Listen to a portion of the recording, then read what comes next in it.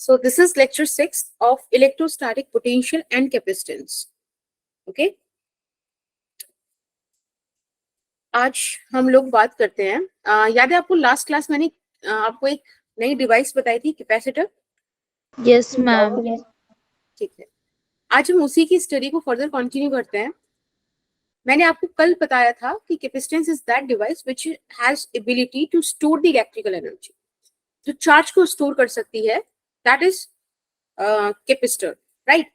अब कैपेसिटर की एक प्रॉपर्टी थी capacitance, and that ability is called capacitance, right. दूसरा हमने बात की थी कि C is equals to Q by V, जहां मैंने आपको बताया था कि C is independent of both charge and potential. It depends on the medium and the property of material. Is that okay? यहाँ से प्रॉपर्टी से मतलब है कि डायमेंशन वगैरह इन सब चीजों पर डिपेंडेंट है. ठीक है, तो वो डायमेंशन ऑफ मटेरियल पे डिपेंड करती है और प्रॉपर्टी मीडियम की प्रॉपर्टी पे डिपेंड करती है. बेसिकली सिंपल से एक डिस्क्रिप्शन था.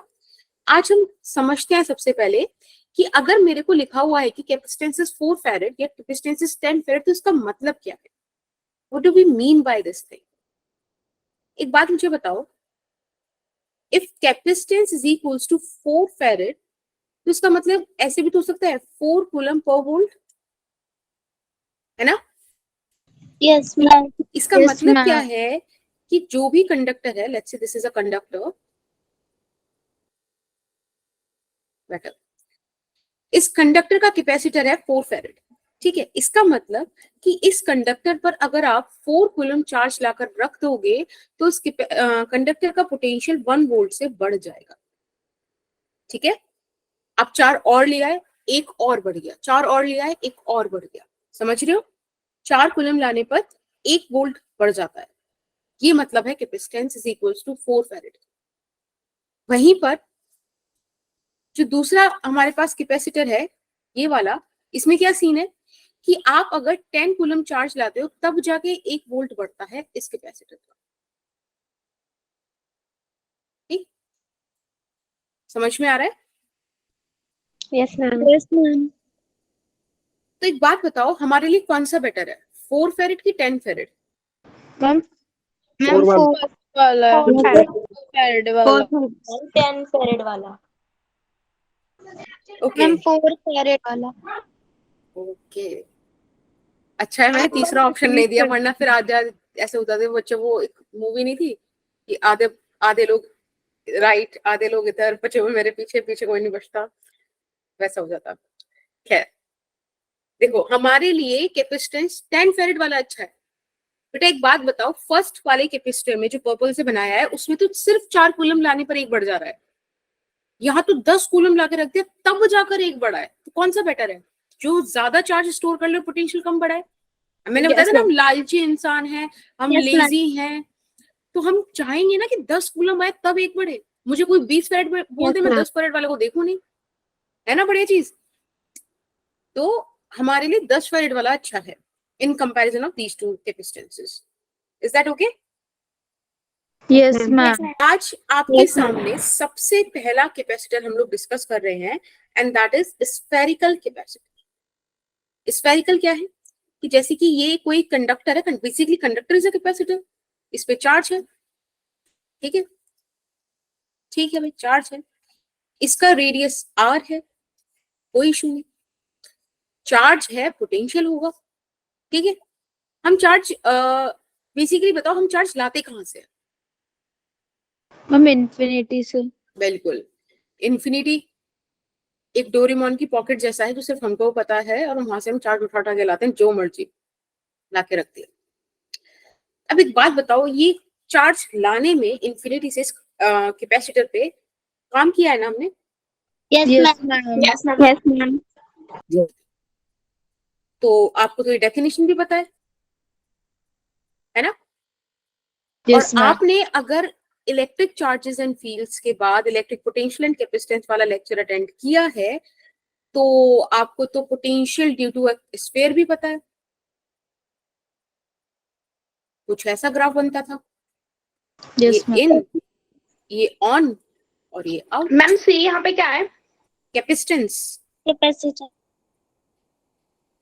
याद था पोटेंशियल के क्यू बाय आर होता था, where R is the radius of this conductor और Yes. Capacitor whatever this is. तो इस हिसाब से आपके पास पोटेंशियल का वैल्यू रखने के बाद कैपेसिटेंस का वैल्यू आता है 1/k। 1/k क्या है? 4 पाई एप्सिलॉन नॉट ना। k का वैल्यू क्या था?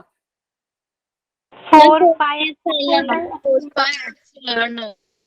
Let's freeze it. देखो ये था 1/4 पाई एप्सिलॉन नॉट, इसको हम k बोलते थे, जिसकी वैल्यू थी 9 × 10⁹ यूनिट्स। यस और नो? Yes, ma'am. मैम। ये जो आपके सामने अभी फॉर्मूला लिखा हुआ है, this is the capacitance of a spherical capacitor. Okay, आप ध्यान से इस वाले फॉर्मूले को देखो और बेटा आप मुझे बता पाओगे कि मैम इस वाले फॉर्मूले के हिसाब से तो capacitance depends upon two things.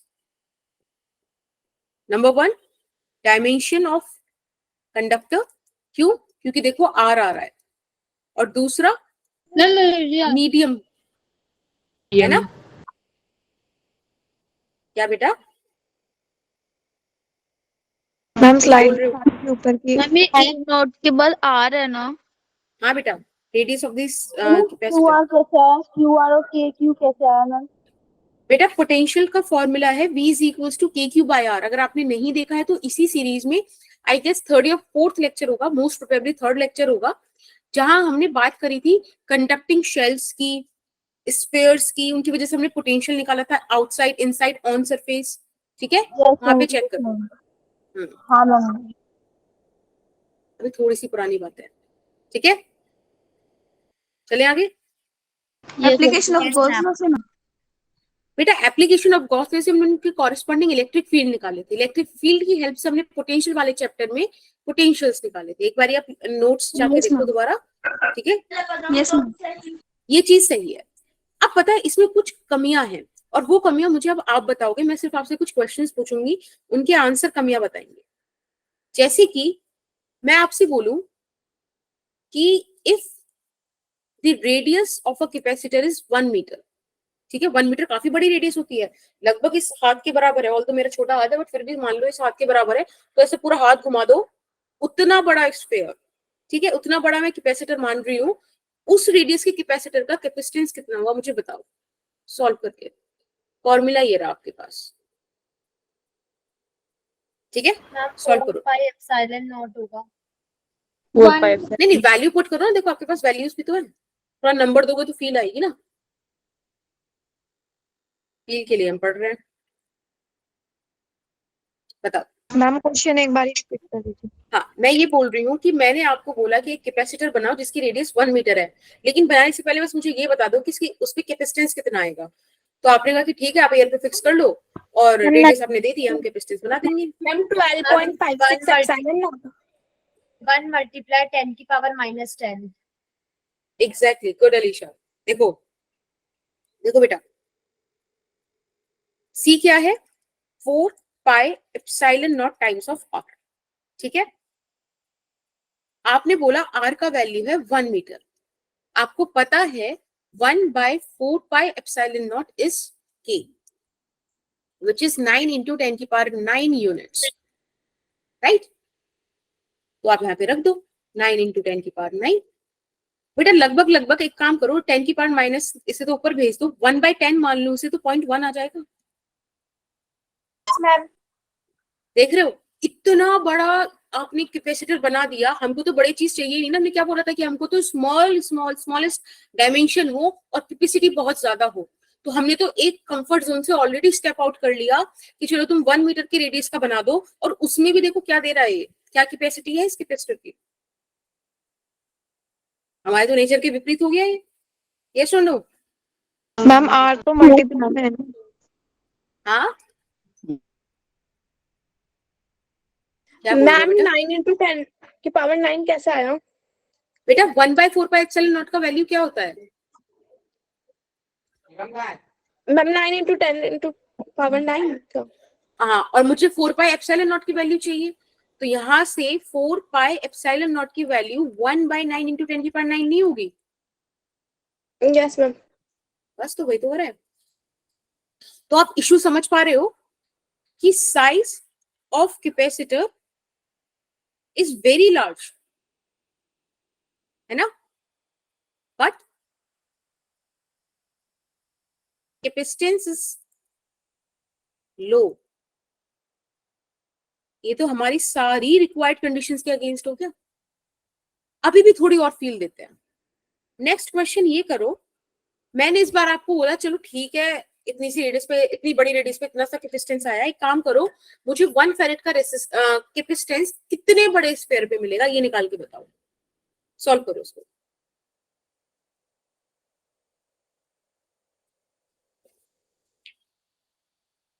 Ma'am 9 into 10 की पावर 9। इतने मीटर पे मिल रहा है। 9 into 10 की power 9। C is equals to 4 pi epsilon naught times of R। इस बार मुझे 1 फेरेड दिया हुआ है और 4 pi epsilon naught मैंने इधर लिख दिया। This is equals to R। बेटा 1/4 pi epsilon naught की वैल्यू आपको पता है 9 into 10 की पावर 9 मीटर होता है। अगर आपको फील नहीं आ रहा है कि इतनी बड़ी रेडियस एक्चुअली कितनी बड़ी है, मैं आपको एक डेटा देती हूँ। बेटा अर्थ की रेडियस से भी बड़ी रेडियस है ये। अर्थ की रेडियस होती है 6.4 into 10 की power 6 metre, 64,000 kilometres, 64,000 metre something kilometres. या मेरा डेटा बड़ा खराब है, but this is the radius of Earth. ठीक है, इसको किलोमीटर में कन्वर्ट कर लो, आंसर आ जाएगा 6.4 into 10 की पावर 3, है ना, उतना किलोमीटर। उससे भी ज्यादा 1000 टाइम्स बड़ी है ये अप्रोक्सीमेटली। समझ रहे हो? इतनी बड़ी क्या बेटा? मैम एक बार रिपीट कर दो। मैंने आपसे ये बोला कि मैं आप बताना चाह रही थी कि क्यों इतना इशू है इस स्फेरिकल कैपेसिटर के साथ। तो उसका पहला रीजन तो आपने यहां समझ लिया कि size of capacitor is very big but capacitance is low. अब लो, इस चीज को समझाने के लिए मैंने आपको एक चीज और बताई कि भाई तुम एक बात मान लो, तुम 1 फेरेड बताओ कितने रेडियस में मिलेगा। तो आंसर निकल कर आ रहा है कि इस ब्रह्मांड से, इस अर्थ से बाहर बैठकर बनाओ, उतना बड़ा कंडक्टर बनाओ, तब जाके 1 फेरेड का कैपेसिटी देगा वो। समझ में आ रहा है? स्फेरिकल मतलब कैपेसिटर नहीं बनाते हैं। ऑब्वियसली नहीं बनाते ना, वो तो कोई भी क्राइटेरिया हमारा पूरा कर ही नहीं रहा। मैम जितना ज्यादा साइज होगा उतना ज्यादा कम कैपेसिटेंस होगा। हाँ, मैम वो नियरली जुपिटर के प्लैनेट के रेडियस से मैम थोड़ा सा कम आ जाएगा। तो हम जुपिटर पे जाके बना लें। क्योंकि जुपिटर तो अर्थ से बड़ा होता है ना, इसलिए। नहीं नहीं नहीं, वो बात सही है। तो मतलब क्या हम ऐसे स्पेस सूट पहन के ऐसे स्पेस शटल में बैठ के बनाए? नहीं हो सकता ना, इम्पॉसिबल है इसको, मतलब इम्पॉसिबल क्या, बेकार की चीज है इसको बनाना, है ना। जैसे हम अंदर इम्पॉसिबल है। बेकार मतलब देखो, छोटा सा बना सकते हो पर क्या फायदा, उसमें कैपेसिटी नहीं है, तो बेकार की चीज है इसको बनाना। लेकिन इसके साथ सिर्फ एक यही प्रॉब्लम नहीं है, इसके साथ दूसरी प्रॉब्लम भी है। और दूसरी प्रॉब्लम ये है कि यहाँ पर है अनबाउंडेड एनर्जी। अब आप कहोगे अनबाउंडेड एनर्जी क्या है? मैम जी ऐसे लिख लेते हैं, it does not have bounded energy। ठीक है, ये इसकी दूसरी प्रॉब्लम है। अब इसका मतलब क्या है? देखो एक बात समझो, मेरे पास ये एक स्फेरिकल कैपेसिटर है, ठीक है, इस पे चार्ज है मस्त तरह से, इलेक्ट्रिक फील्ड भी बन रहा होगा, है ना, इस तरह से। एक बात बताओ, ये इलेक्ट्रिक फील्ड इंफिनिटी तक फैला हुआ है। अब ये वाला जो कंडक्टर है, ये अपनी इलेक्ट्रिकल एनर्जी वेस्ट कर रहा है ना, फालतू चार्जों से इंटरेक्ट कर करके। तो मुझे नहीं चाहिए ये चीज, मुझे इलेक्ट्रिकल एनर्जी स्टोर्ड चाहिए। यही तो काम है इसका, ये वो भी नहीं कर रहा है। मैम ये ना तो- एनर्जी को स्टोर कर ले बस। वही तो हमारा टारगेट है कैपेसिटर, और है क्या, a device that stores the electrical energy. ये तो उतना भी नहीं कर रहा, साइज भी बड़ा है, कैपेसिटी भी नहीं है, ऊपर से जो काम है बेचारा मुझे मेहनत करके बना ले, ये वो भी नहीं करेगा। क्यों? क्योंकि ये इलेक्ट्रिकल एनर्जी इंटरेक्शन में वेस्ट कर देगा। तो मेरे को इन दो प्रॉब्लम्स का सोल्यूशन चाहिए, और मैंने ये वाला मॉडल, मतलब मैंने नहीं, मैं तो क्या ही करूंगी, बड़े लोगों ने ये वाला जो है डिजाइन, इसको रिजेक्ट कर दिया। अब जब ये डिजाइन बन नहीं सकता, मतलब बन सकता है बट कंपेटेबल नहीं है ना, जरूरी नहीं है ना इसको बनाने, बेकार में टाइम वेस्ट करना है। तो इन्होंने क्या कहा कि अब हम नई शेप, नया डिजाइन जो है उसकी खोज करते हैं, और इनकी खोज आकर रुकी पैरेलल प्लेट कैपेसिटर पर। मतलब इतना तो पक्का है कि यहाँ पे बाउंडेड एनर्जी भी होगी और यहाँ पे कैपेसिटेंस भी हाई होगा, ये सुनो। मैम बाउंडेड एनर्जी कौन सी एनर्जी होती है? बेटा बाउंडेड एनर्जी वो एनर्जी होती है जो एक पर्टिकुलर रीजन में ट्रैप हो, आप ट्रैप कर सको। ये तो मतलब यहाँ से फैल के इंफिनिटी तक जा रहा है। स्फेरिकल कंडक्टर में वो इंफिनिटी तक जा रहा है, तो हम लोग का जो एनर्जी वो स्टोर नहीं हो पा रही, वो अलग अलग चार्ज से जो हमारी एनर्जी है, तो इसलिए हमने पैरेलल प्लेट कैपेसिटर लिया, जिसकी वजह से इसमें एनर्जी जो है स्टोर हो रहा है। Exactly, because that is the prime requirement, यही तो डेफिनेशन है उसकी। वो अपने एग्जिस्टेंस को ही जो है नहीं कर रहा फुलफिल। चलो ये चीज समझ में आ गई कि हमें पैरेलल प्लेट कैपेसिटर क्यों मूव करना है, राइट? इसके मूवमेंट से पहले मैं आपको एक चीज बताती हूँ कि किसी कैपेसिटर में कितनी एनर्जी स्टोर होती है, ठीक है? मैम एक सेकेंड वो स्लाइड दिखा दीजिए। ओके ठीक है, अब हम डिस्कशन करेंगे कि एक कैपेसिटर में कितना एनर्जी स्टोर होता है। मैम हो गया। ओके, और इससे पहले मेरा आपसे बस एक छोटा सा क्वेश्चन है कि बच्चे कैपेसिटर में एनर्जी स्टोर क्यों होगी? व्हाई? मैम कैपेसिटेंस में टेम्पररी एनर्जी स्टोर होती है, इसीलिए हम इसको यूज करते हैं। हाँ, लेकिन वो क्यों होगी, कैसे हो रही है, क्या है?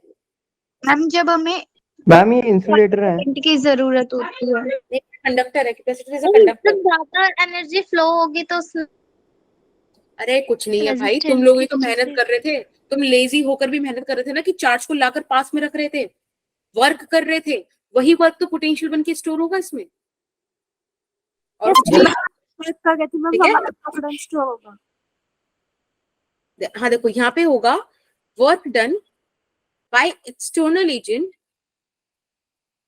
ठीक है? आप लोग ही तो काम कर रहे हो, यस है ना? मैम, वो हमारा स्टोर हो जाएगा कैपेसिटर में। बिल्कुल, टू ब्रिंग डीक्यू चार्ज। अगर मैं स्फेरिकल कैपेसिटर की बात कर रही हूँ तो डीक्यू चार्ज में इंफिनिटी से किसी पॉइंट पर ला रही हूँ, है ना? Yes ma'am. तो ये जो काम मैंने किया है that stores as the electrical energy into the capacitor, ठीक है? This store, but ma'am spherical capacitor तो रिजेक्ट हो गया था। हाँ लेकिन एक बार इसकी एनर्जी तो पढ़ ले। रिजेक्ट हो गई, लेकिन हम लोग तो कागज कलम का इस्तेमाल करके कुछ कुछ चीजें निकाल सकते हैं, वो निकाल लेते हैं, क्या पता आगे काम आ जाए। ठीक है? Okay ma'am. होता है क्या बेटा? स्पेसिफिक वर्ड का मतलब स्पेसिफिक मतलब कि एक पर्टिकुलर पॉइंट पे, जैसे मैं बोल दूं कहीं भी लाकर रख दो, और मैं एक बात बोल दूं कि भाई ए पर लाकर रख दो, ठीक है ना? तो ये स्पेसिफिक हो गया। मैम मतलब वो उसका फिक्स पॉइंट है। हाँ, इसको हिंदी में बोलते हैं विशिष्ट। क्या बेटा? यस मैम, जैसे कॉमन नाउन होते हैं उसमें स्पेसिफिक नेम होता है। Exactly, girls officially. Yes ma'am. ठीक है? क्या? नहीं, मैंने कहा कि जैसे कि कॉमन नाउन होती है, गर्ल बोल दो, गर्ल्स बोल दो, ठीक है? कॉमन नाउन है, हिंदी में बोलते हैं जातिवाचक संज्ञा। और फिर होता है शैली, ये हो गया व्यक्तिवाचक संज्ञा। और अगर ये गलत है तो प्लीज, स्पेसिफिक नेम। हाँ कोई कुछ नहीं कहना, बाकी मेरी हिंदी स्ट्रांग है, बस जब तक आप लिखवाओ ना। यस मैम, आपके 19 आए थे। 18 20 में से। वो तो बस एक बहुत ही प्यारे मंत्र का कमाल था, बच्चे अकड़ बकड़ बम्बे बो, मैंने बड़ा यूज किया है लाइफ में उसको।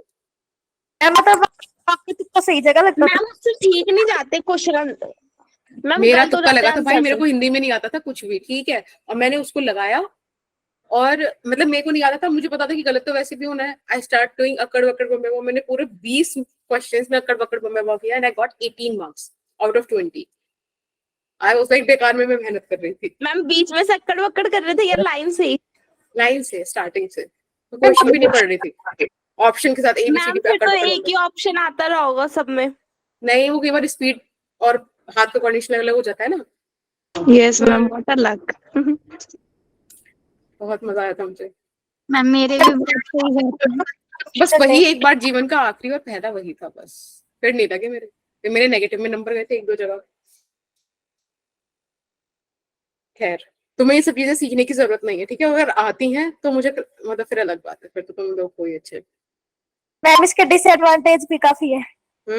अब देखो, हम इंफिनिटी से डीक्यू चार्ज लेकर आ रहे थे, है ना? अब एक बात बताओ, इस पूरे प्रोसेस को आपने कभी तो शुरू किया होगा ना, और आपने जिस टाइम पे शुरू किया होगा उस टाइम पे टोटल चार्ज 0 होगा, पोटेंशियल 0 होगा, है ना, और कैपेसिटेंस, यस मैम। कैपेसिटेंस कितना होगा वो भी- बच्चे? वो भी 0 होगा। भाई साहब, कैपेसिटेंस डायमेंशन और मीडियम पे डिपेंड कर रहा है, वो क्यों 0 होगा?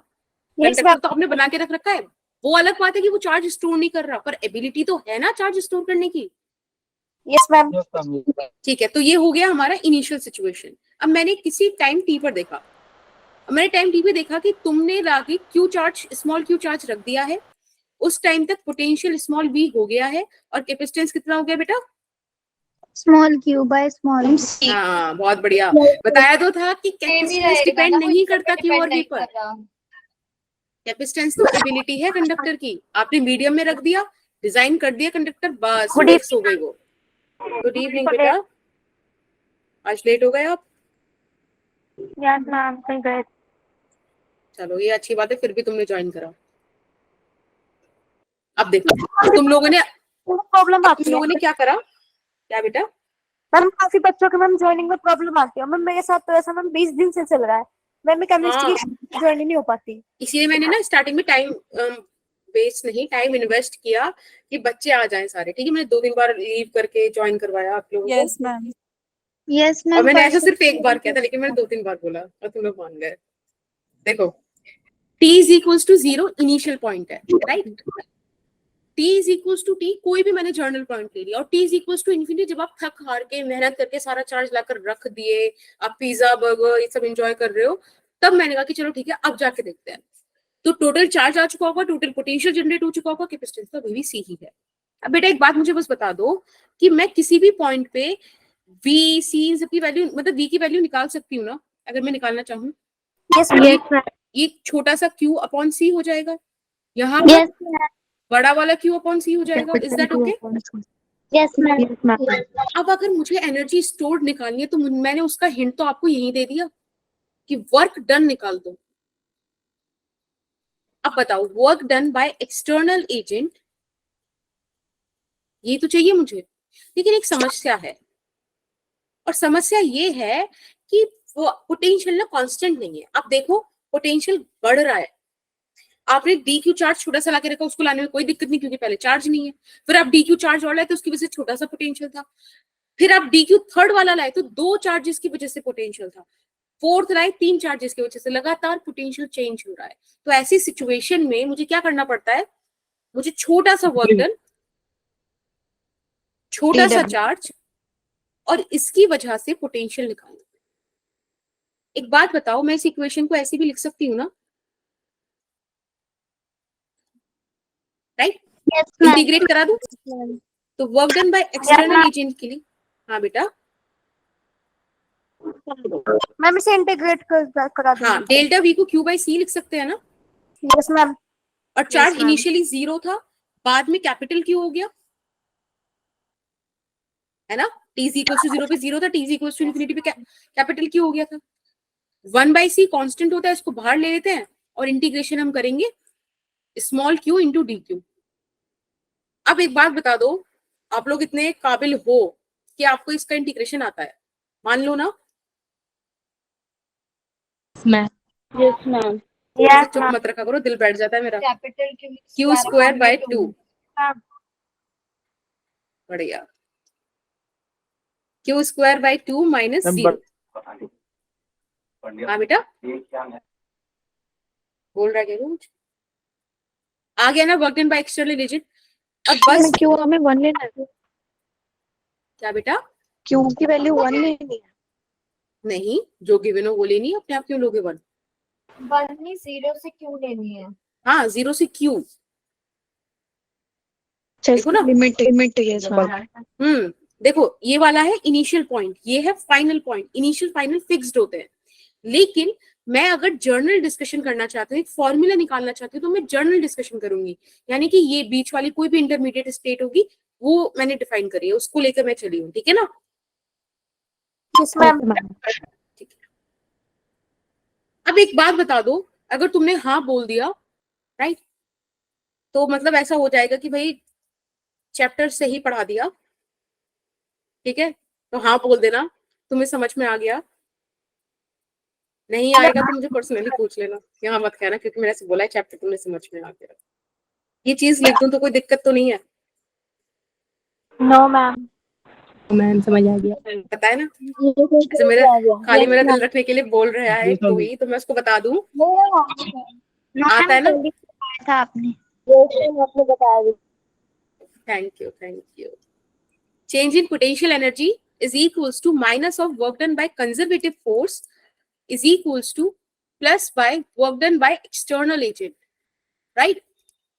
मतलब कितने ही समय से हम यही स्टेटमेंट गाते जा रहे हैं। Ma'am screen. कोई नहीं, आपने सुन लिया ना वाला स्टेटमेंट? Yes ma'am. ठीक है, तो यही तो हो गया, हमने निकाला था work done by external agent, और देखो यही तो मुझे चाहिए था। एक बात बताओ, इसको मैं अगर ऐसे लिखूं uf minus U I is equals to half of Q square by C, तो बेटा u इनिशियल टू 0 हो जाएगा ना? क्यों 0 हो जाएगा? क्योंकि इनिशियल पॉइंट था इंफिनिटी, है ना? चलो बहुत बढ़िया। तो बेसिकली मैं और आप दोनों एक इस डिसीजन पे आ गए हैं कि हम लिख सकते हैं potential energy stored in a spherical capacitor is equals to half time of Q square by C. Yes ma'am. चलो बहुत सही। अब क्या है कि कुछ लोग होंगे वो कहेंगे कि नहीं, हमको तो क्यू स्क्वायर बाय सी की फॉर्म में नहीं चाहिए, हमें तो पोटेंशियल एनर्जी डिफरेंट फॉर्म में चाहिए। डिफरेंट फॉर्म क्या? वो कह दें आपसे कि सी और वी की टर्म में बताओ, तो सी और वी की टर्म में बताने के लिए कोई दिक्कत नहीं है, मेरे पास तो एक फॉर्मूला है ना। हाँ, तो क्यू की जगह मैं सी वी रख दूंगी। ये देखो, सी वी का whole square upon C and you will get half C V square. कोई इशू नहीं। कोई कहे कि क्यू और वी चाहिए तो मुझे सी को एलिमिनेट करना है, तो मैं सी की जगह क्या रख दूंगी?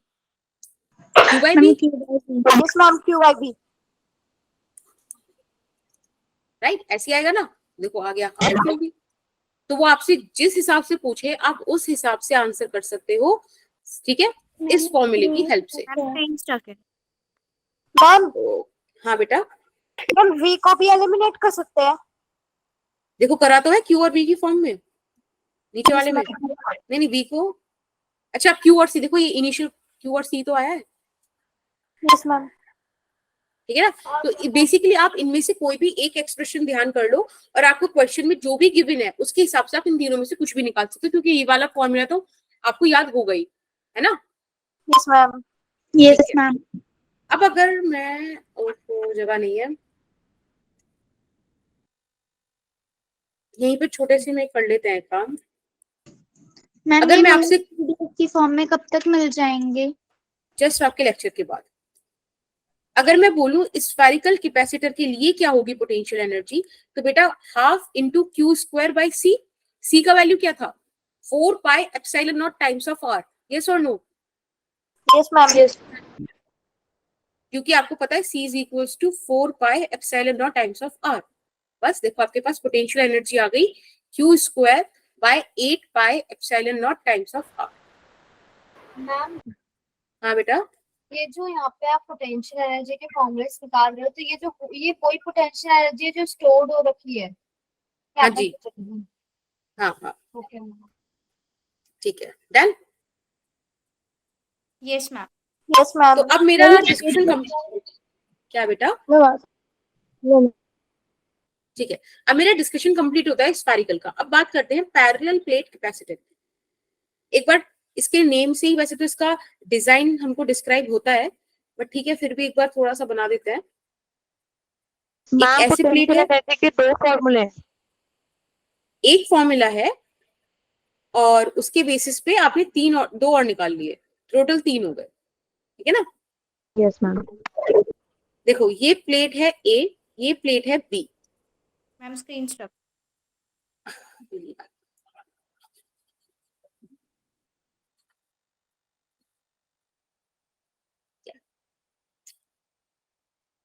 ये प्लेट है ए, ये प्लेट है बी, और इनके बीच डिस्टेंस है स्मॉल डी, राइट? इसका एरिया है ए, इसका एरिया भी है ए, ठीक?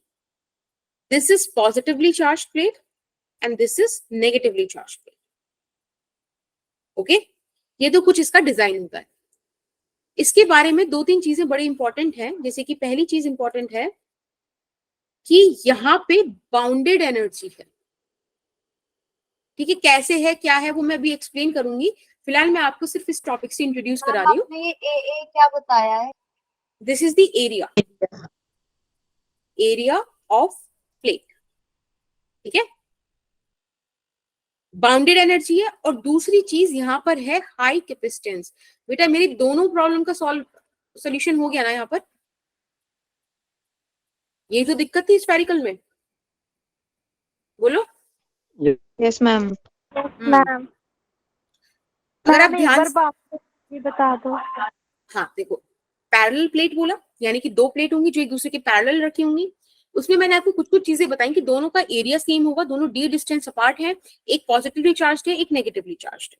ठीक है, यहाँ पे बाउंडेड एनर्जी है और यहाँ कैपेसिटेंस हाई है. Is that okay? Yes ma'am. Yes ma'am. आपको पता है कि कैपेसिटेंस को आप Q by V लिख सकते हो. अभी खैर आगे जाके मैं इसमें थोड़ा सा मॉडिफिकेशन करूंगी, बट फिलहाल के लिए आप अभी यही मान लो. अच्छा, अब मैं क्योंकि आप लोगों ने फिजिक्स पढ़ रखी है अच्छे से, ठीक है, तो आप लोगों को एक चीज पता होगी. अगर मैं आपसे पूछूं कि what is the charge on capacitor, तो आप क्या बोलोगे?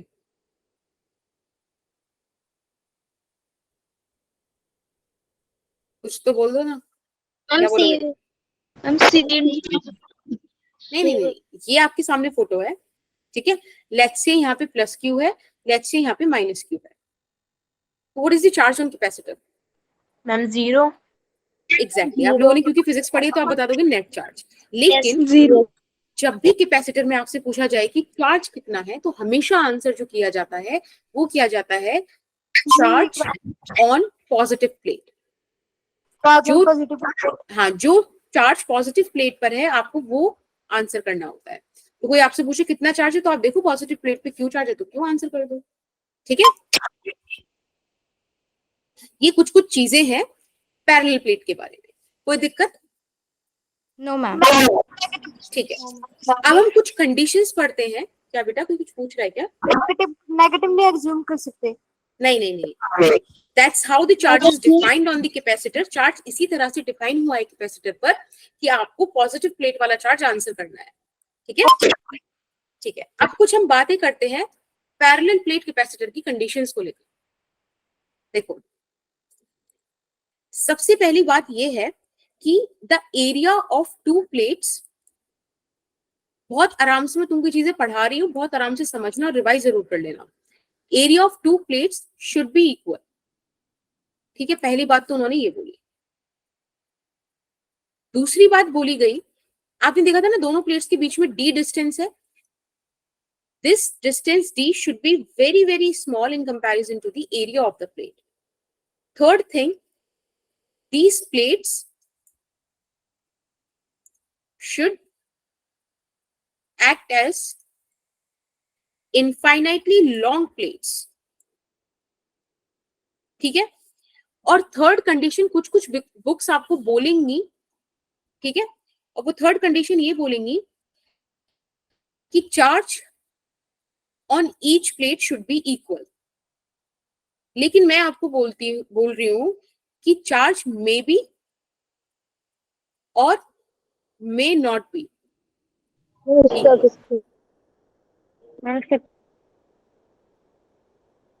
Charge may be or may not be equal. Ma'am इसके एक्सेप्शन भी है. मैम ऐसा क्यों? मतलब कि मैं ऐसा क्यों बोल रही हूँ, क्योंकि Yes, मैं ना ma'am. अभी आपको कल डिस्कशन करूंगी कि नेगेटिव अगर चार्ज बैलेंस मतलब इक्वल नहीं है तो कैसे डील होगा. ठीक है, हम उसको कल डिस्कस करेंगे. मैम अगर एरिया बताना. जैसे बुक्स में लिखा हुआ है कि चार्ज हर एक प्लेट पे इक्वल होगा, तो और आप बोल रहे हो कि हो भी सकता है नहीं भी हो सकता है, तो ऐसा क्यों? हाँ, वो डिस्कशन हम कल करेंगे. उसके थोड़ा सा उसके लिए कुछ कुछ चीजें पढ़ा दूं ताकि इन द एंड में वो डिस्कस कर लो. ऑल्दो हम जितनी भी क्वेश्चंस करेंगे, यूजुअली जितनी भी चीजें पढ़ेंगे, उसमें आपके पास इक्वल चार्ज ही डील करने आएगा.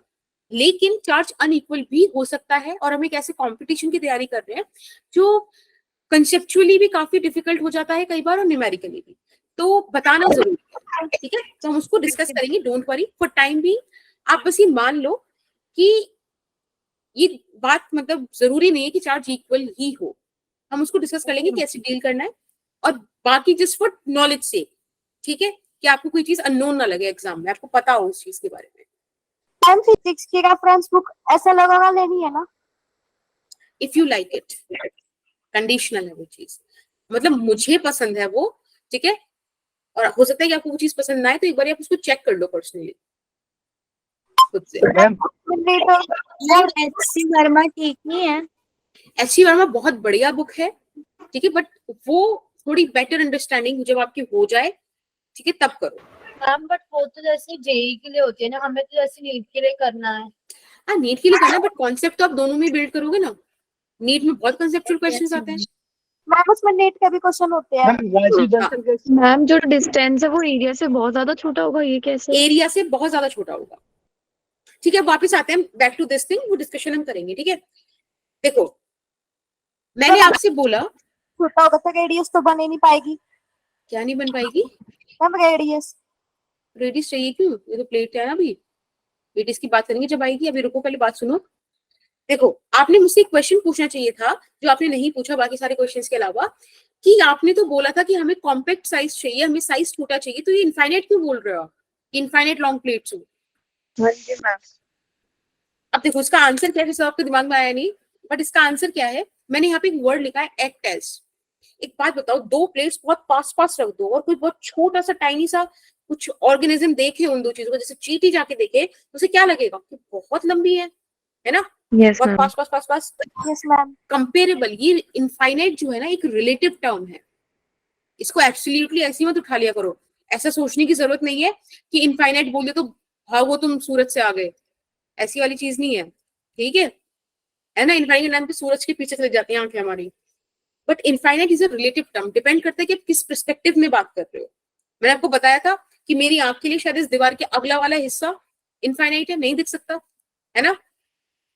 कानों के लिए बराबर वाले पड़ोसी का घर छोड़ के आगे वाले घर सारे कानों के लिए इनफाइनाइट है, वो तो हम सुन लेते हैं उधर क्या चल रहा है ना।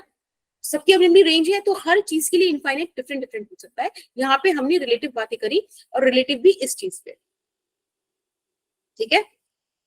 Yes ma'am. Yes ma'am. Done, चलो। Yes ma'am. मैम अब एक क्वेश्चन और है मेरा आपके लिए। हाँ बोलो बेटा। मैम जो रेलवे प्लेट होती है, मुझे भी नहीं हुआ तो क्या होगा? क्या शानिया? मैम दोनों प्लेट्स का एरिया अगर सेम नहीं होगा तो क्या होगा? तो यूनिफॉर्म इलेक्ट्रिक फील्ड वाली चीजें ना उतनी मजेदार नहीं बनती, मतलब लाइक बन जाती हैं, बट पहले तो एक बात समझो कि मैंने कंडीशंस बताई हैं, ठीक है। दिस इज नॉट समथिंग कि हम लोग लाइक ऐसा कुछ अपनी ईज के लिए करें। ये इसी तरह से पैरेलल प्लेट कैपेसिटर जो बनकर आया, वो इन कंडीशंस पर बनकर आया, ठीक है। दूसरी चीज, इन दोनों का ही रिलेशन इस बात से है कि आपको यूनिफॉर्म ट्रैप एक इलेक्ट्रिक फील्ड मिलता है, ठीक है। Okay okay ma'am. Okay ma'am. Okay ma'am. एक क्वेश्चन पूछना है हाँ बोलो बेटा। मैम। ऐसे तो जो हमारी रेलवे के ट्रैक होते हैं, रेलवे की पटरी मैम, वो भी तो इनफाइनाइटली लॉन्गली होती है ना? इनफाइनाइटली लॉन्ग होती हैं, हाँ, पर कहीं तो रुकेंगी ना, कहीं तो ट्रैक तो उसका खत्म होगा। Yes ma'am. तो इससे एक पॉइंट से देखे तो मैम मतलब जो उसका मैम वो कैसे एक्ट करेगी? हाँ, अगर हम एक एक चीज के लाइक, मेरे लिए तो मैं क्या ही बताऊं, थोड़े छोटे डिस्टेंस पे इनफाइनाइट लॉन्ग हो जाते हैं, तो ऑब्वियसली हो सकता है वो कंपैरेटिव टर्म है, ठीक है। Okay ma'am. ठीक है, अब एक बात बताओ, मेरा एक क्वेश्चन है आपसे कि हम चार्ज प्लेट कैसे पाएंगे? मैंने आपको बोला कि एक पॉजिटिवली चार्ज एक नेगेटिवली चार्ज हुई, कैसे वो charge? Ma'am work done. Work done, okay, कैसे बताओ? मैम इंटीग्रेट करके। हाँ, मैम इनके मैम पॉइंट से मैम एक फील्ड भी पास होंगी मैम का 2-3। चलो ठीक है, एक बार हम डिस्कस करते हैं। चार्ज हमारे निकालना है या दिया है?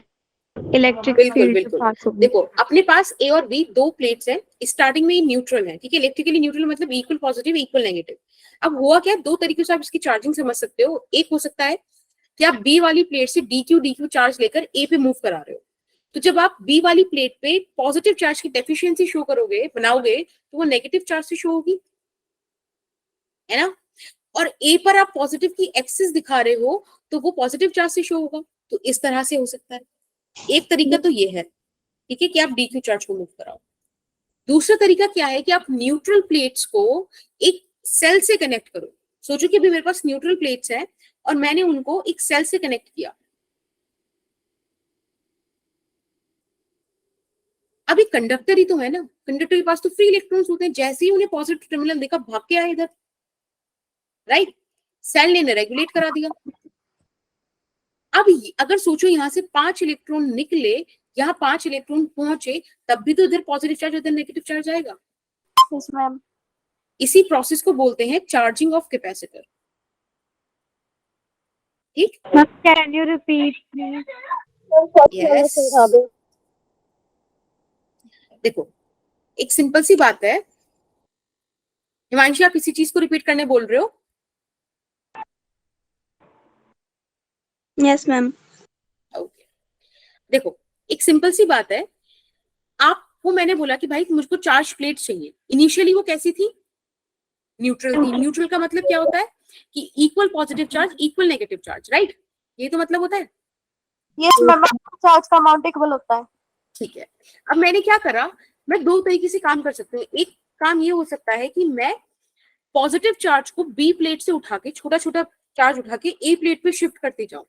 एक बात बताओ, अगर बी प्लेट पे से मैं पॉजिटिव चार्ज डेफिशिएट कर, मतलब हटा रही हूँ, है ना, वहां पे डेफिशिएंसी क्रिएट कर रही हूँ ना पॉजिटिव चार्ज की, कैसे एक्सप्रेस होगी? नेगेटिव चार्ज से, राइट। Yes ma'am. फिर मैं ए प्लेट पे पॉजिटिव चार्ज की एक्सेस कर रही हूँ, वो कैसे शो होगी? पॉजिटिव चार्ज से। हो गई प्लेट चार्ज्ड। Yes ma'am. एक पॉइंट ऑफ व्यू तो ये है। दूसरा पॉइंट ऑफ व्यू क्या है कि आप न्यूट्रल प्लेट्स को एक सेल से कनेक्ट करो। अब electron basically it's a conductor ना, तो कंडक्टर के पास फ्री इलेक्ट्रॉन्स होते हैं ना, वो कंडक्टर क्या कहेगा कि ओ इधर पॉजिटिव मिले, भागो उधर, तो वो आए। सेल ने उन्हें रेगुलेट करा दिया, तो ए से इलेक्ट्रॉन्स आ रहे हैं, इलेक्ट्रॉन्स वहां से हट रहे हैं, यानी कि deficiency of electron, deficiency of negative charge is positive charge. ए हो गया ना पॉजिटिव, और बी पर जाकर वो एक्यूमुलेट हो रहे हैं, तो एक्सिस ऑफ नेगेटिव चार्ज यानी कि नेगेटिव साइन। समझ में आया? मैम हम अर्थिंग भी तो लगा सकते हैं। अर्थिंग? अर्थिंग कैसे मतलब? मैम बी बेटा वो पर तब होता है जब हमारे पास दूसरी तरफ कोई कंडक्टर हो, कोई चार्ज्ड बॉडी हो। यहाँ दोनों न्यूट्रल हैं, राइट। Okay ma'am. तो this is charging of capacitor. ये यहाँ पे कंप्लीट नहीं होता है, एक प्रॉपर डिस्कशन दिया जाएगा चार्जिंग और डिस्चार्जिंग को। एक कॉन्सेप्ट है, अच्छा क्वेश्चन बनता है उधर से, ठीक है, but we will discuss them जैसे जैसे हम आगे चैप्टर एक्सप्लोर करेंगे। आगे चले? Yes ma'am. ठीक है। अब आप कहोगे कि कैपेसिटेंस ऑफ अ कैपेसिटर बताने की क्या जरूरत है, ये तो आपने पढ़ रखा है। आपने पढ़ा था C is equals to Q by V। अब मैं यहाँ पे एक साइन और लगा रही हूँ which is representing the potential difference, delta. ठीक है, delta V। This is potential difference between two plates। जो दो प्लेट है ना, एक पॉजिटिव एक नेगेटिव, उनके बीच है potential difference. It is charge on capacitor. Okay okay ma'am. ठीक है। नाउ द थिंग इज कि आप कहोगे कि ठीक है चलो ये पैरेलल प्लेट की सिनेरियो में समझ में आता है, लेकिन कैपेसिटेंस तो प्रॉपर्टी एक है ना, इसको आप दो डिफरेंट तरीकों से कैसे डिफाइन कर सकते हो? स्फेरिकल वाले केस में हमने कैपेसिटेंस को Q by V लिखा था, तो ऐसा कैसे कर दिया हमने? तो कोई दिक्कत नहीं है, यहाँ पे ये पॉजिटिव चार्ज एक प्लेट थी हमारे पास, है ना। Yes ma'am. ठीक है, हम चार्ज ला रहे थे इंफिनिटी से। मान लो इस कैपेसिटर का एक नेगेटिव प्लेट इंफिनिटी पे पड़ा है। मान लो क्या जा रहा है, मान ले दिस इज एट इंफिनिटी। अब अगर मैं यहाँ पे पोटेंशियल डिफरेंस लिखना भी चाहूं तो V माइनस V इंफिनिटी लिखूंगी ना, V infinity 0 ma'am. Yes ma'am. तो वो इनडायरेक्टली पोटेंशियल डिफरेंस था, ठीक है। तो ऐसा कुछ नहीं आपके साथ चीटिंग हुई है कि जब मन किया तो मान लिया, जब मन किया हटा दिया, तो नहीं, ऐसा नहीं है। यहाँ पे हम DQ चार्ज इधर मूव करा रहे थे तो अपने ऐसे लिखा, ठीक है, दिक्कत तो नहीं? No ma'am. मैं मेरे को फिर से समझ। हाँ देखो अभिषेक, मैंने बोला कि बेटा कैपेसिटेंस को आप डिफाइन करते हो क्यू बाय पोटेंशियल डिफरेंस से। अब आप कहोगे कि मैम आपने कल वाले लेक्चर में बताया था क्यू बाय भी करते हैं, वहां तो आपने पोटेंशियल डिफरेंस नहीं लिखा था। तो मेरा बस बताना इतना था कि वहां भी मैंने पोटेंशियल डिफरेंस ही लिखा था, बस ये था कि हमें सिर्फ पॉजिटिव प्लेट दिख रही थी, नेगेटिव प्लेट नहीं थी, तो मान लोगे वो इन्फिनिटी पे है। अब इन्फिनिटी पे तो पोटेंशियल 0 होता है ना, तो कुल मिला के V तो बचा मेरे पास, yes which is ma'am. Q by R, है ना, जिससे आज हमने लेक्चर स्टार्ट किया। समझ में आया अभिषेक? ओके, अब बात करते हैं electric field due to plane sheet of charge. I guess ये आपने कहीं पढ़ा है। Yes ma'am. यस मैम, मैं पढ़ाने तो मैंने आई गेस ऐसे ही कहा था, पढ़ाया तो मैंने ही है। आई गेस तो बस ऐसे ही बोल दिया। आपको पता है ना कि एक पॉजिटिव प्लेट है, एक नेगेटिव प्लेट है, इनके बीच कुछ डिस्टेंस है ना। अगर मैं यहाँ पे एक पॉइंट बोलूं, just give me a minute, यहाँ पर let's say this is first plate, let's say this is second plate. अब इस पॉइंट पर फर्स्ट प्लेट की वजह से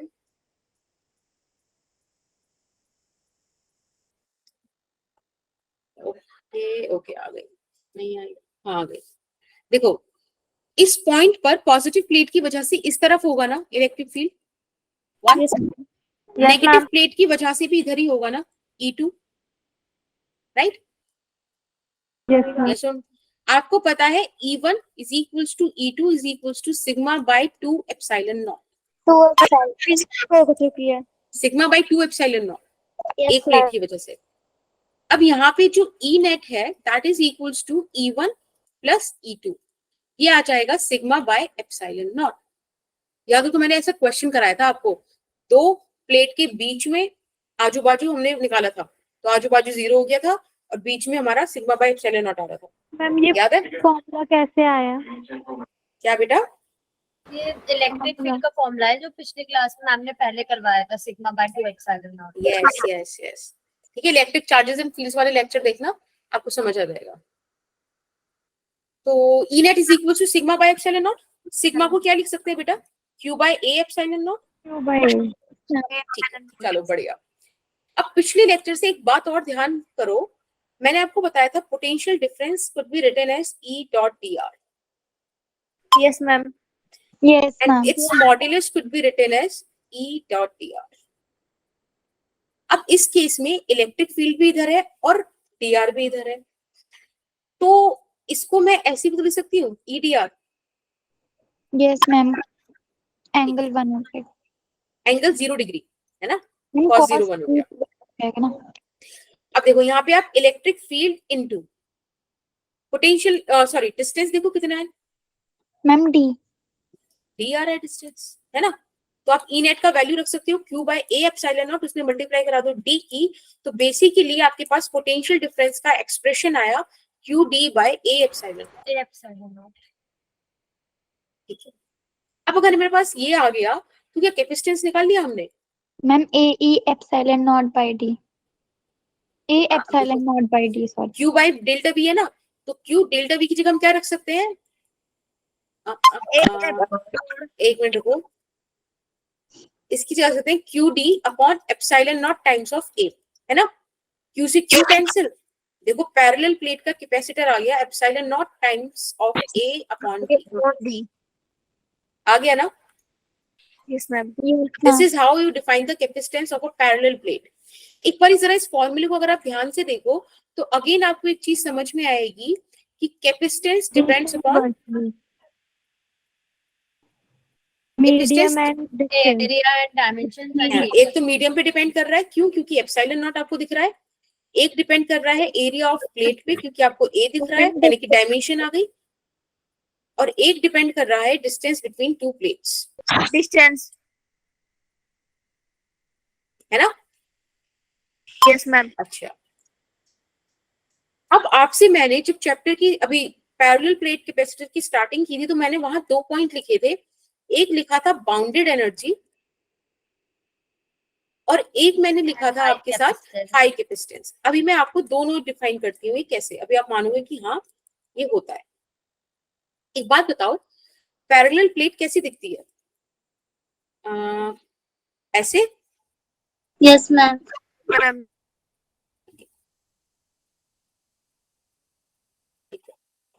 this is positive plate and this is negative plate.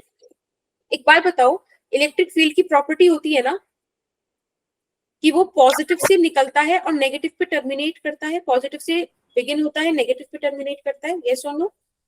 Yes ma'am तो Yes, energy ma'am. Bounded हो गई ना, इन दो प्लेट्स के बीच में हो गई ना, Yes, ma'am.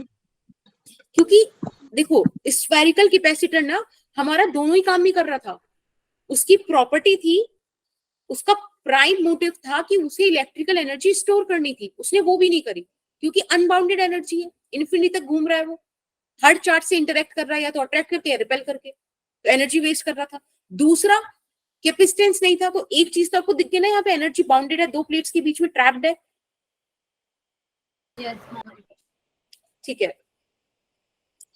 अब बात करते हैं हाई कैपेसिटेंस की। एक बात मुझे बताओ बेटा, हाई कैपेसिटेंस, यहाँ पे मैंने आपको बताया था एक कंडीशन कि D should be very very smaller than A। अगर ये वाली कंडीशन है तो A बाय D ये वैल्यू बहुत बड़ी होगी ना, सोचो।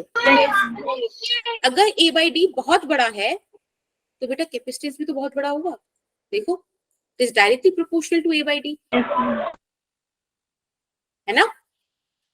तो ये दोनों पॉइंट्स हमारी जस्टिफाई हो गए। यस मैम किसी को कोई डाउट यहाँ तक?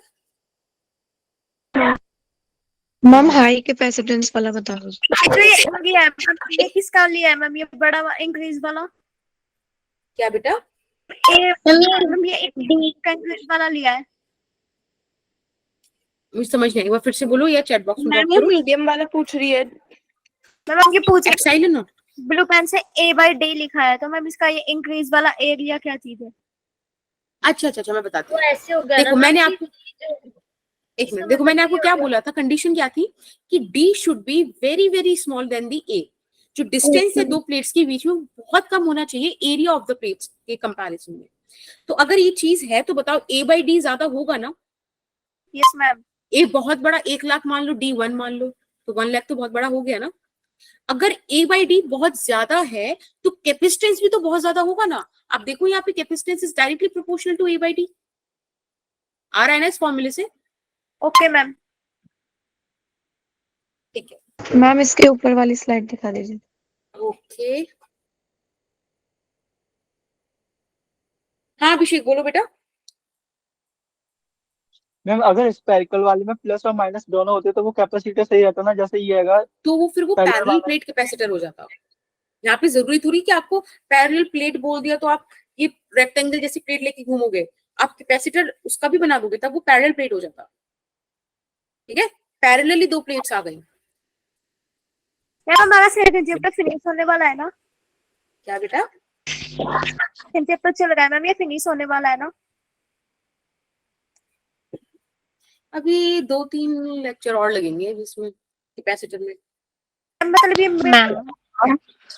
मैम अभी जो आपने स्फेरिकल का पोटेंशियल एनर्जी निकलना बताया था, बट आपने वो बोला था कि वो वैलिड नहीं होता स्फेरिकल का, क्योंकि वो मतलब फॉलो नहीं करता प्रॉपर्टीज की। तो वहाँ पे जो हमने पोटेंशियल निकाला वो भी वैलिड होगा नहीं होगा, जो नहीं वो स्फेरिकल वैलिड का है, पोटेंशियल निकाला था? वैलिड है, वैलिड है। वो बिल्कुल एक कैलकुलेशन से आया है, ठीक है। वो तो हमें पता है ना कि इसकी नेगेटिव प्लेट इसके पास नहीं है, क्योंकि वो सिर्फ सिंगल प्लेट पे कैपेसिटर बनाया गया था। जब भी तो ये मॉडिफाई हुआ है कि नहीं एनर्जी ट्रैप करानी है, तो अब हम इसमें भी निकाल के देखेंगे कितना आएगा। तो आप देखो बेसिक चीज ना सेम रहेगी। अभी आप देखना कि क्या होता है। मैं ऐसे सस्पेंस ब्रेक नहीं करूंगी, ऑलरेडी पता नहीं आपका सस्पेंस बन रहा है नहीं बन रहा, बट अभी देखते हैं। फिर हम स्पॉइलर अलर्ट देंगे। हो गया ये, आगे चले। Yes ma'am. यस मैम अच्छा वो चीज मैंने ऊपर ही बता दी, बस यहाँ पे यही बताना था कि A बाई D के डायरेक्टली प्रोपोर्शनल कैपेसिटेंस है। If D is much much smaller than A, then A by D is very greater, है ना, और इसके corresponding you will get high capacitance. ये चीज बतानी थी, मैंने वहीं बता दी। अच्छा एक छोटा सा सवाल करो, ये बच्चों जैसा सवाल है। दो प्लेट दी हैं, और इसका डायमेंशन L इंटू बी है, डिस्टेंस x दिया है, आपसे पूछा है कि बताओ कैपेसिटर क्या होगा अगर ये प्लेट्स एयर में प्लेस्ड है, फटाफट से बता दो। Ma'am L B epsilon not upon D. C is equal to epsilon not A upon D, है ना, यही तो होता है पैरेलल प्लेट का एरिया। कितना हो गया, लेंथ इनटू ब्रेड्थ, और डिस्टेंस है x। बोलो ईशानी। एक सेकंड में स्लाइड दिखा दे। मैम इसका आंसर है E epsilon naught L no into ma'am, question वाली स्लाइड देखनी है। ये देख,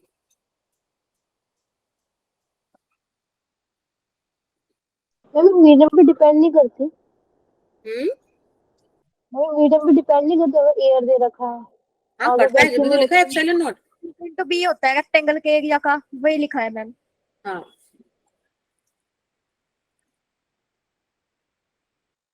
चलो एक ये वाला बताओ, देखो यहाँ पे आ गया वो स्पेक्ल जो आप बोल रहे थे ना, पास पास रख दो, तो ये पैरेलल प्लेट कैपेसिटर बन गया। Yes ma'am. बताओ इसका क्या होगा answer. Ma'am ma'am E epsilon naught 2 pi r square upon में एक्स।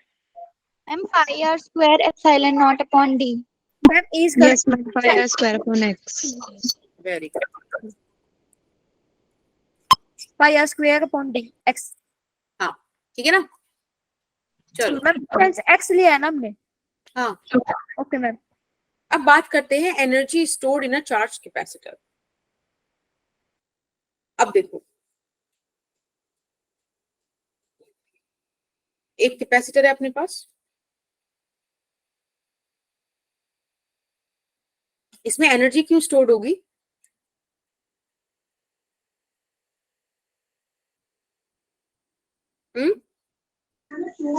सेल लगाया तो उसको क्योंकि इसमें बाइंडिंग एनर्जी है।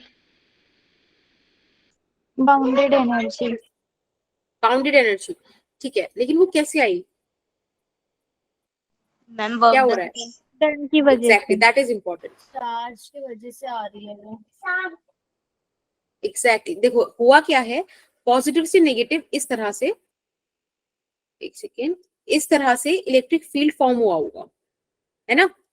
हमने क्या करा, हमने चार्ज यहां से इधर मूव कराया था, मैंने बताया था ना आपको। मैम।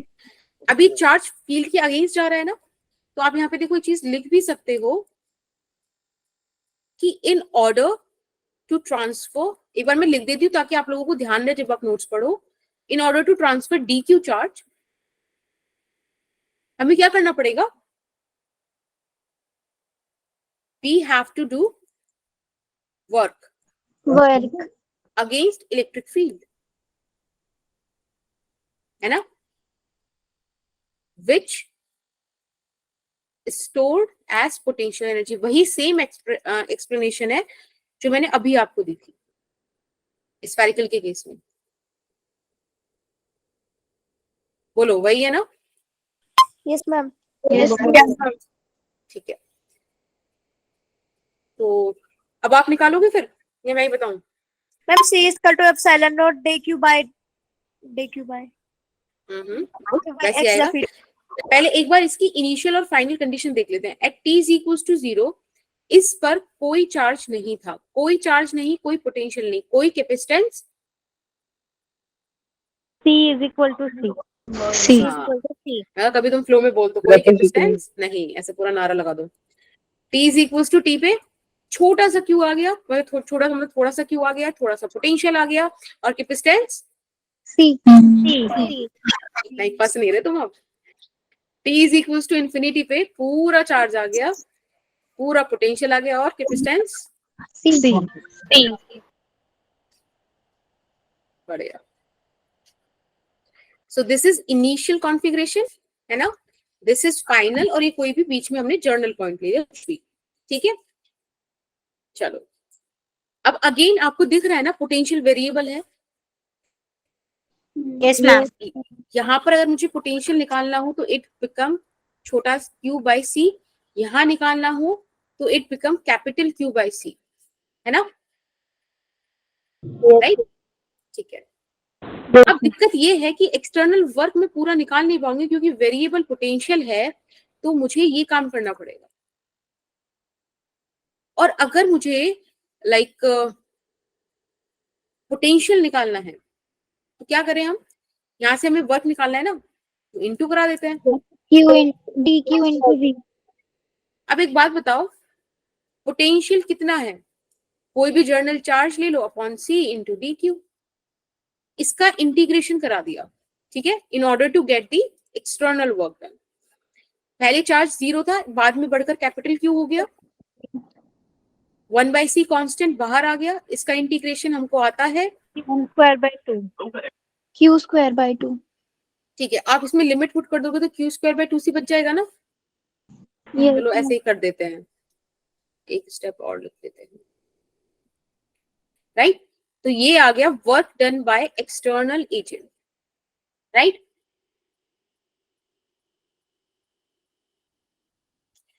अब एक एक्सप्रेशन अपने को पता है कि change in potential energy is final minus initial is equals to minus work done by conservative force is equals to work done by external agent, ठीक है। तो यानी कि इतनी चीज भी क्लियर हो गई कि this is equals to half into Q square by C. Yes और नो? Yes, ma'am. अब देखो एक चीज तो मतलब है ही कि मैं यहाँ पर ये तो फिर भी लिखूंगी कि change in potential energy is equals to U is equals to half Q square by C. अब बस सोचना ये है कि मैंने यहाँ पर u इनिशियल 0 क्यों किया, क्योंकि इस बार इनिशियल पॉइंट इंफिनिटी नहीं है। फिर क्यों 0 कर दिया? ऑप्शन ए मन कर रहा था, ऑप्शन बी आप बताओ, मतलब मैं आपसे पूछ रही हूँ, आप बताओ। There is no option C and D, बताओ।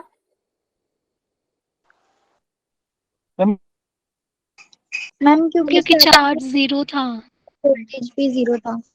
मैम पोटेंशियल भी 0 था। सब कुछ 0 था। सबको 0 था। हाँ बेटा, हाँ बट वो चीजें तो पिछले केस में भी थी ना सेम। पिछले केस में इंफिनिटी था, इंफिनिटी पे थे है ना, वहां से डीक्यू चार्ज लेकर आ रहे थे। इस वाले केस में बिल्कुल सही बोला, मुझे लगा कि मैंने ऐसे मैम एक आपको बार ऑप्शन दिया है। पिछली स्लाइड दिखा दीजिए। एक सेकंड बेटा, ये वाले वाले रीजन लिख दूं। मुझे लगा मैंने ऐसे बोला ना कि मर्जी थी, तुम लोग ऐसा बोल देते तो मर्जी थी। देखो इनिशियली चार्ज 0 है, पोटेंशियल 0 है, कोई काम ही नहीं हुआ, पोटेंशियल एनर्जी 0 है, ठीक है। अब एक बार आप ये वाली स्लाइड देख लो फटाफट से। मैम ये हमारी सेम ही है, इसमें हमने बस इनिशियल को 0 मान लिया। कर दो क्या बेटा? यही कि जो इनिशियल पॉइंट है वो 0 कैसे हुआ? हाँ देखो, initially at t is equals to 0, ये वाली चीज देखो, चार्ज 0 है ना, पोटेंशियल 0 है ना, है ना, तो पोटेंशियल एनर्जी कैसे आएगी?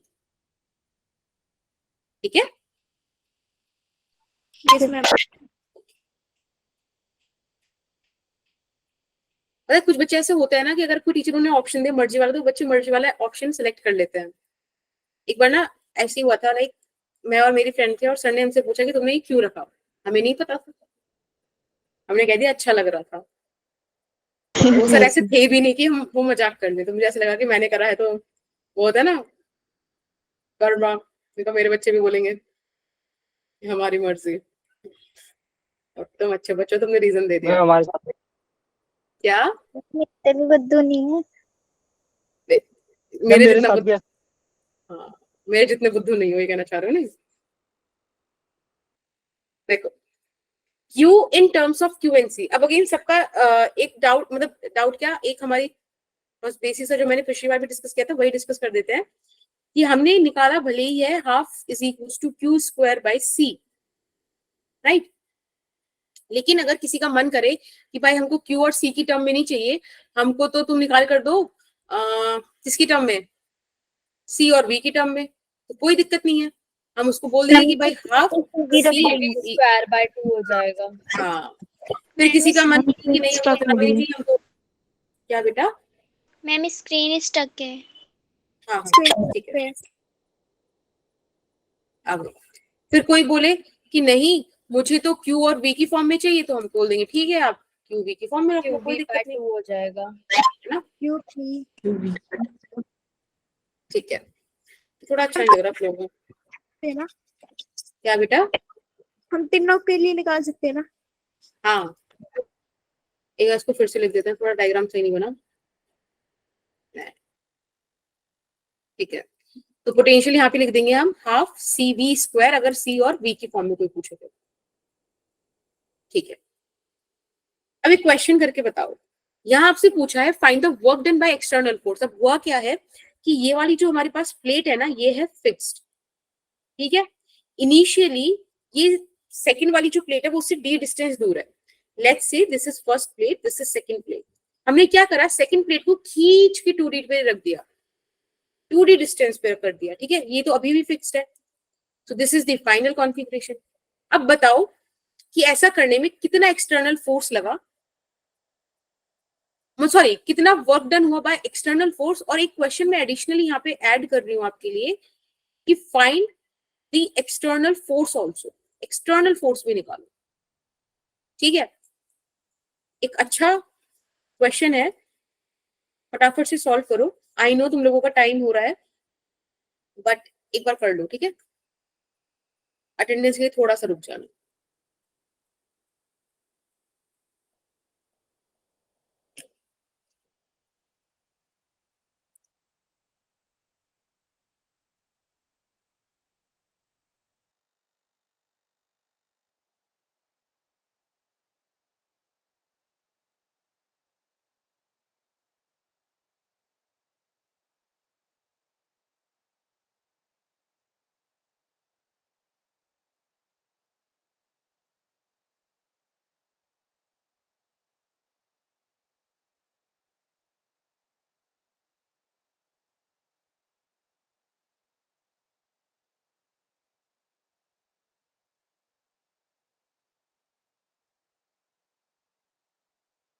मैम अटेंडेंस चैट बॉक्स में लिखनी होगी। नहीं नहीं, मैं अभी आपके ना नेम बोलूंगी, आप उस पे एब्सेंट प्रेजेंट बोलना जो भी है। मैम इसमें फॉर्मूला हाफ क्यू स्क्वायर को सी वाला लगे। देखो क्या लगना चाहिए।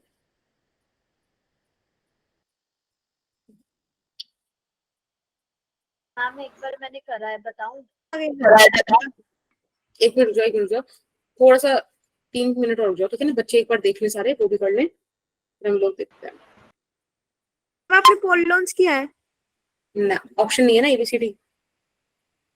ओके मैम, मैम हमने मतलब ड्रॉप कर दिया चैट बॉक्स में। साधना क्या बोल रहे हो बेटा? मैम क्यू अच्छा। Square D by 2a epsilon not. Q square bye 2 epsilon not, ये आ रहा है बस। अच्छा ma'am Q square D by 2a epsilon. हाँ मैम गुड। मेरा और फोर्स कितनी आई एक्सटर्नल फोर्स? मैम वो भी निकालनी थी। हाँ देखो लिखा है ना, and F ma'am external. External force 2q square upon में 2a एप्सिलॉन नॉट। a से कट जाएगा तो q स्क्वायर अपॉन में a एप्सिलॉन नॉट। गुड। और एक्सटर्नल वर्क साधना we will discuss that in the end, ठीक है। स्क्वायर dq स्क्वायर अपॉन में a epsilon not. Ma'am work done सही है। हाँ ठीक है, एक बार देखते हैं हम लोग, कर लें सॉल्व कर लें बच्चों। Yes ma'am. ओके, ये देखो ये जो इनिशियल कॉन्फ़िगरेशन है, एक बात बताओ, इनिशियल कॉन्फ़िगरेशन के लिए अगर मैं पोटेंशियल एनर्जी लिखना चाहूँ तो वो Q square by initial capacitance हो जाएगी, यानी कि half Q square by A epsilon naught into T, right. Yes ma'am.